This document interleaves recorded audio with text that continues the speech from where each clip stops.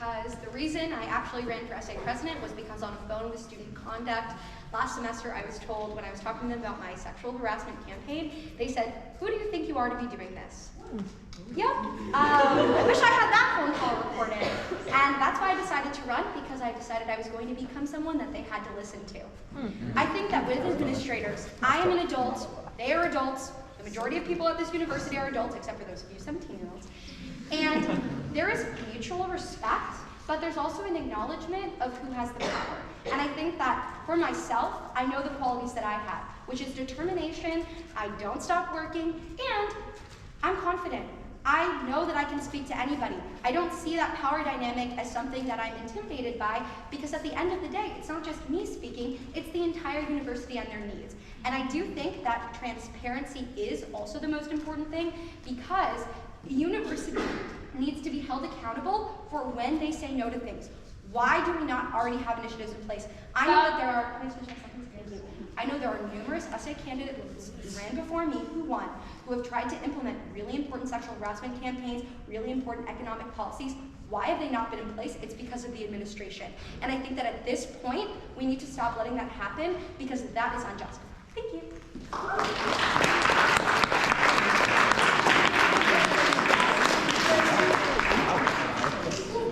I know you all gave me my number. Can I get the question again? I am now opening. Wait, I'm sorry, can I get the question again? Oh my God. So what characteristics do you think a candidate for president needs to exhibit in order to maintain strong and healthy relationships with university administrators and faculty members?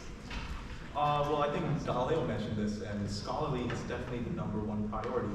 I think we all forget, as student leaders, that we are students first. Our #1 priority is to graduate with our degree, and that's with a good GPA as well, so we can get the best job out of college. Extracurriculars help, but they are not all. Secondly, I think for good relationships with university administration, the reason why I feel like I've been so successful with completing my initiatives is you need to be extremely friendly. You know, if you're cold-hearted, they're not going to want to work with you. You're going to have to want to work with them if you want to get anything done. But at the same time, I think Logan said this, you need to be fearless, because they are grown adults who have spent their entire lives negotiating, and God knows what else. Of course they have the upper hand, but you can't show the fear. You can't. People forget that we actually have some leverage, and the university, you know, they take that for granted. Stop. Thank you so much, Mom. Yeah. We have a lot more power than people think. May I have this level? Yes, 30 seconds. I said 15. This will be short, but essentially, when it comes to essay advocacy, we should remember the creation of the VARC system on campus. That was something that students were demanding for many years, and it took constant action, it took constant advocacy to get that, and I believe that's the example we should follow in the future for student needs. Can I actually offer a rebuttal to that? Yes. I love VARC. I'm actually in close contact with Katie Perry, who works there, for my sexual harassment campaign. However, VARC is still limited in power, which is a really hard thing to hear. But at the end of the day, VARC does really good work for students, but they don't have as good work and power in the university. Stop. Thank you. Thank you. Yeah. Thank you. Just real quick, I'm sorry, but I want to make this known publicly. Yeah, VARC may be doing a good job, but I just know too many people who reached out to VARC and they never reached out. They never reached back. Yeah, VARC may be doing a good job, but they can do so much better, especially regarding the service they provide. Thank you. I am now opening.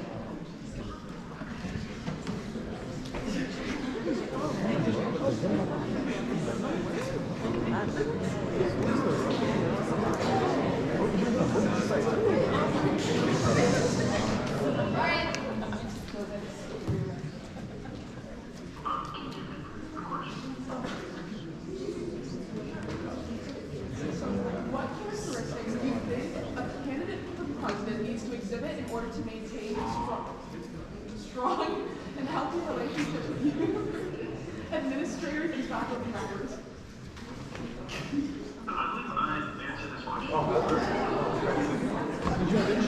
The first one.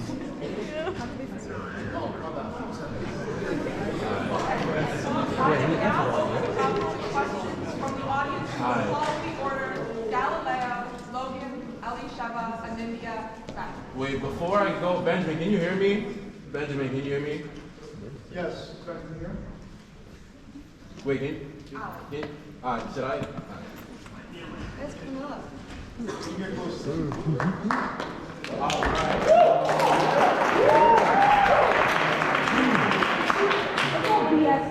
My name is Joseph Thompson. I'm the Vice President of the Black Student Union.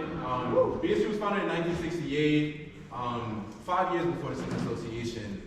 We've been founded on the values of educating Black people, being a voice and advocate for Black people, and also educating our non-Black allies. Current President Nia Johnson has done a great job at advocating for us, always being a voice for us, not just in front of us, but behind closed doors. And honestly, I'm disappointed that only one of the 5 candidates, one emailed us to reach out to have a meeting, and also only one of the 5 candidates has been present at our general body meetings. We just had probably 12, 13 events for Black History Month, and only one of you have come to our events. So since we haven't had a chance to meet with any of you yet, my question is, what support have you provided to the Black community? What support are you currently providing to the Black community? And what is one initiative that you plan to support the Black community at Binghamton University? I like that. I like that.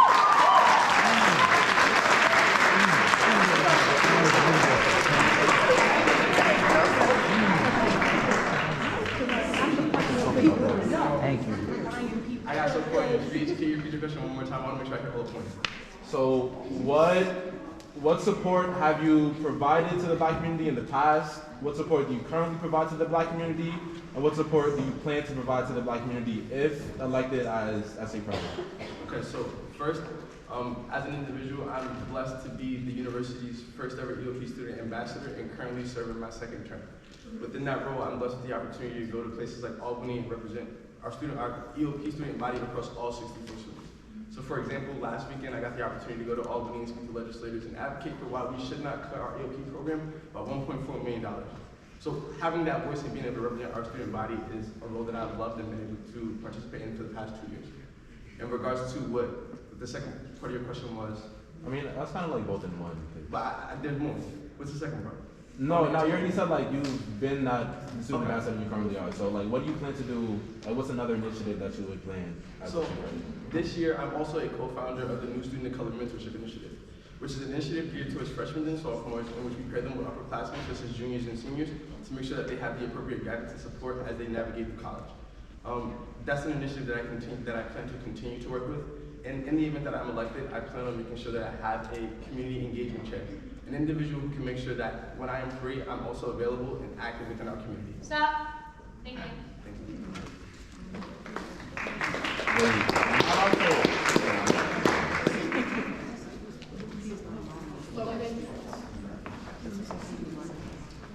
First of all, I'm proud to say that while I was in SA Congress, I marched alongside the Black Lives Matter protests when they were happening in Binghamton.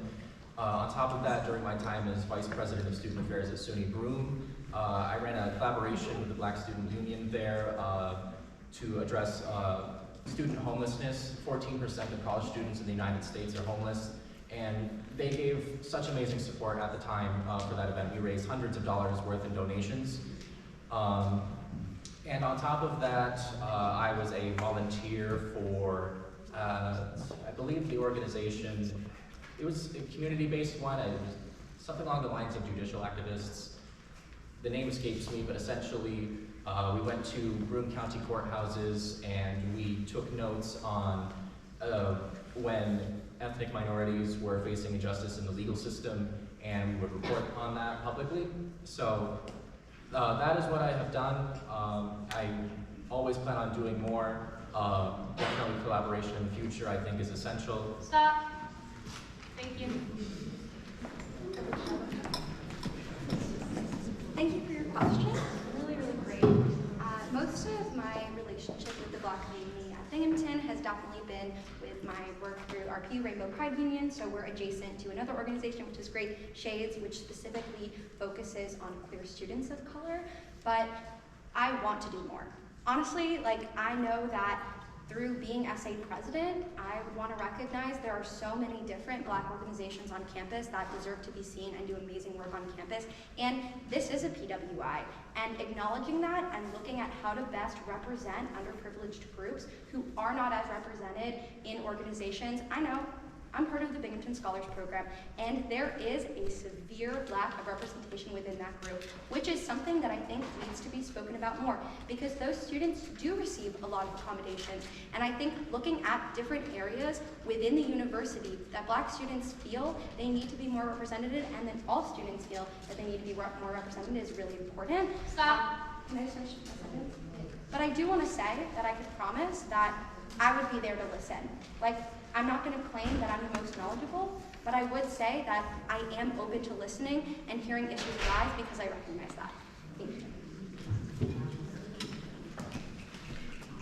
All right, well, first of all, I think that's an amazing question. And when you mentioned one of the five, I hope you were referencing me, because I was with you with the Tyree Nichols protest, protesting loud and proud, and also the Religions of Africa during your Black History Month programming month, one of the events. But I will say, I feel like me and BSU, we have the same mission. And that's educating the student body. You know, that's why I bring in speakers such as Dr. Clemmy Harris from Utica University, who helped end Stop and Frisk and NYPD, who talked about mass incarceration in relation to systemic racism in America. Or even bring in, who's his name, Andrew Pragas, whose entire passion and livelihood is about ending mass incarceration in the state of New York. But beyond that, something that I've done that I think what the sole purpose was I created the academic programming grant this semester. And I know that's something that a lot of multicultural orgs applied to already and got funding from. And that's to bring in guest speakers, because orgs simply don't have the money to bring in guest speakers and educate the student body the way they need to be. Stop. Yes, finish my point? You finished your sentence. Okay, fair deal. Thank you.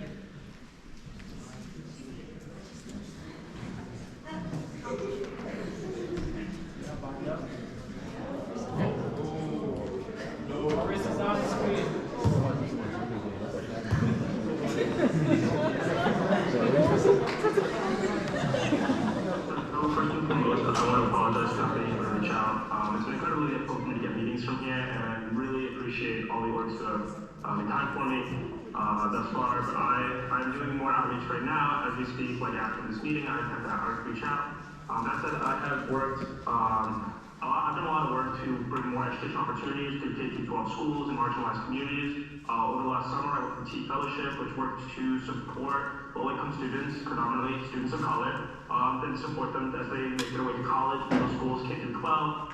Additionally, most recently, as I mentioned in my speech, I taught 6th grade math at Exceed Upper School in Lefferts Gardens, Brooklyn, and that was an amazing opportunity. But one thing it did show me was that there were significant lower reading proficiencies in African American communities, which were predominantly because of lower investment into teaching facilities. After that, I sent a letter to Congress, to Hakeem Jeffries, who was a representative of many students that were in my classrooms, and I sent him a letter urging him to bring back the Teacher Quality Partnership Program and the School Leadership Recruitment Support Program, both of which work to invest. Can I finish my sentence? Yeah. Both of which work to invest in money in our government money programs to provide aid to low-income and marginalized schools, to help them attract teachers and also keep their teachers there, because a major problem in low-income and marginalized school districts is that they cannot afford to keep qualified teaching staff there. So they have been disproportionately hit by the teacher shortage. For our next question, we will follow the order: Logan, Sheva, Anindya, Ben, then Galileo, and do we have any more questions? As the key figurehead of the essay, how do you plan to work alongside the essay Congress? Essentially, to answer your question, what I believe that I would like to do is incorporate my experience as an essay Congress member. At the moment, it is a major issue that historically OC3 has never had enough Congress representatives to fill out its roster.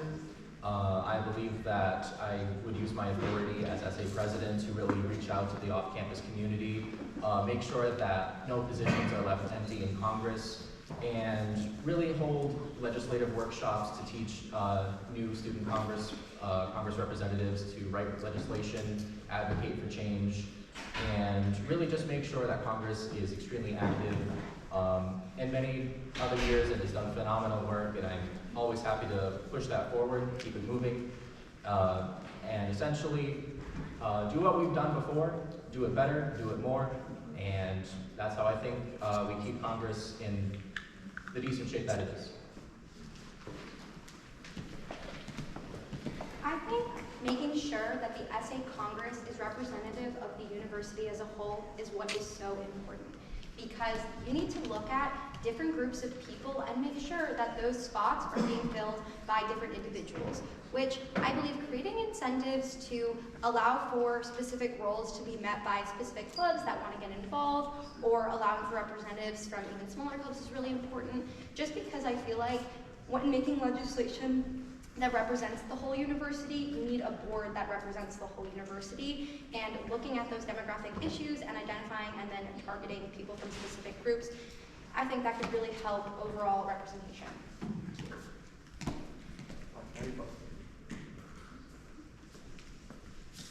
I know 15 seconds, but I don't really think you can target specific groups because these are elected positions, and historically they're always underclassmen that run. Even now, it's always been that way. Just that one thing. Targeting, like I'll use my 15 seconds now. Okay. Targeting groups means contacting them directly, going to them and saying, do you have any members who would like to be a part of it? That's what outreach is. It's specifically targeting people. That's what I was referring to. Well, great point.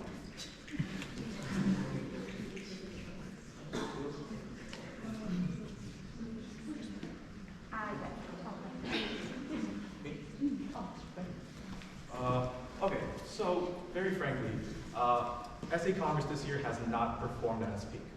And I think there's a lot at stake, and there's a lot of reasons for that.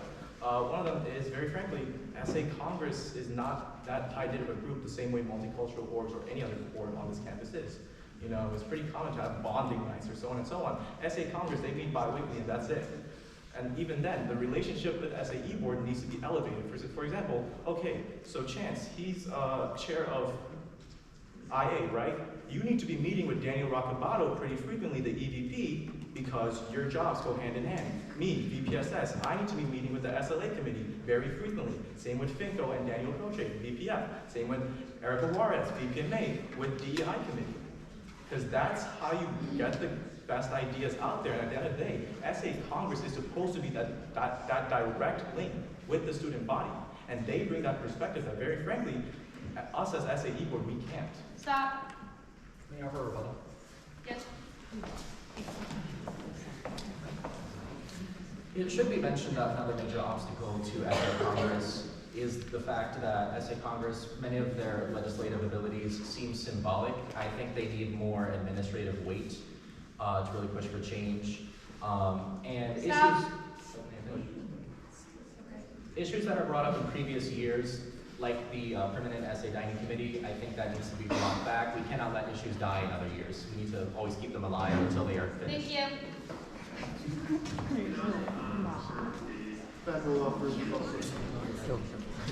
Bring the computer to the microphone.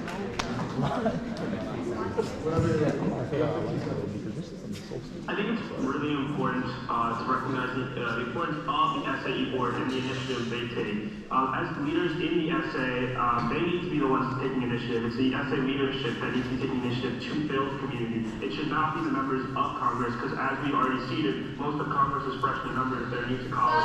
As leaders in the SA, we should be the ones responsible for building that community. Yes.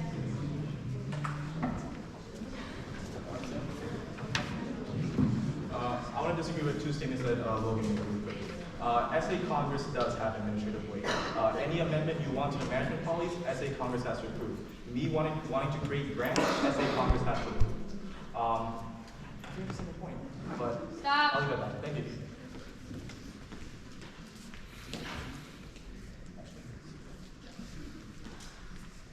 Can you repeat the question, please? So the question is, as the key figurehead of the SA, how do you plan to work alongside the SA Congress? I think a big thing is making sure that as an executive board, we have a personal and close relationship with the SA Congress. As a lot of the amendments that we want to see are passed through them, and they do hold a lot of weight within our community. Thank you.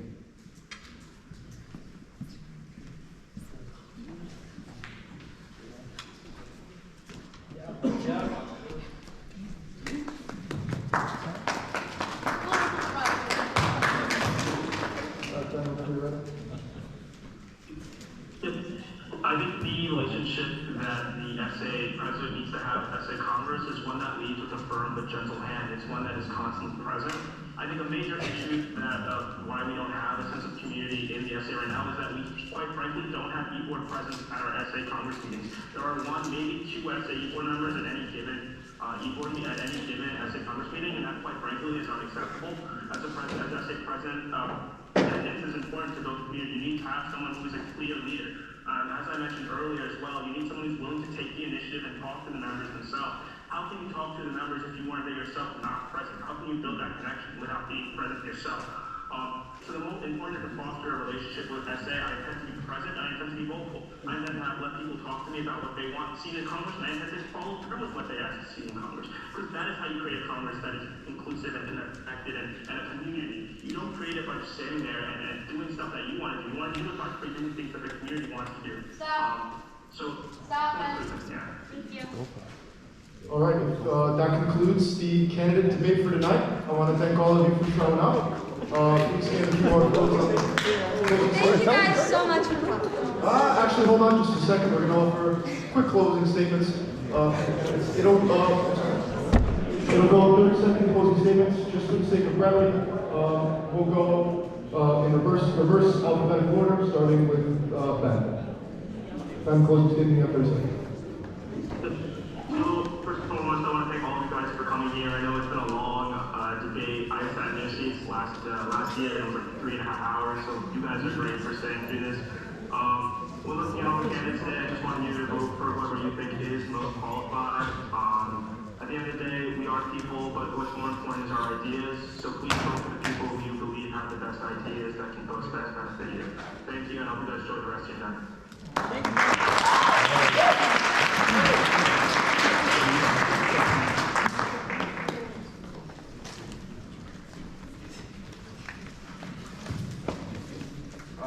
Thank you to everyone present. I just want to start by saying that my desire to become SA president is something that has been brewing in me for years.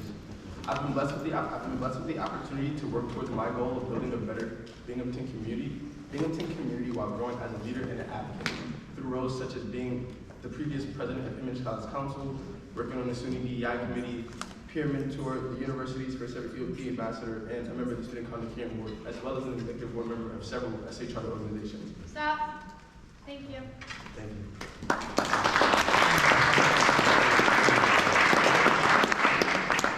My platform is one I've been working individually by myself on for over 2 years since I've been here. But I guarantee that if I'm president, I will not only make my platform happen, but listen to the needs of the students and make sure that the SA is accountable, honest, open, and representative of the entire university.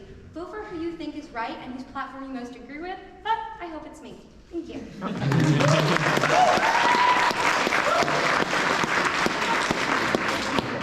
I know you're all sick of me, but I'll keep this short, I promise. Okay, the most important part of my platform that I didn't get to share was that you cannot call yourself a premier public university without strength in numbers and diversity.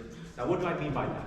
I want the SA to track and publish diversity metrics and use the data to take meaningful steps to ensure leadership responsibility and hold ourselves responsible and accountable. We're so quick to judge the university on their DEI efforts without ever looking at our own. How diverse is Harper's Ferry? How diverse is OCCT? Stop. Do you know? Because I don't. Thank you.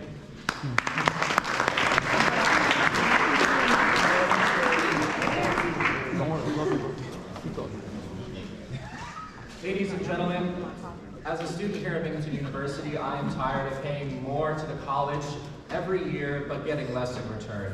I am running for president to address administrative concerns, cost of living, and quality of life on campus. We deserve the best amenities, we deserve the best education. That is why I'm running for SA president. And if you agree with that general idea, I believe that you should vote for me come election day. Thank you.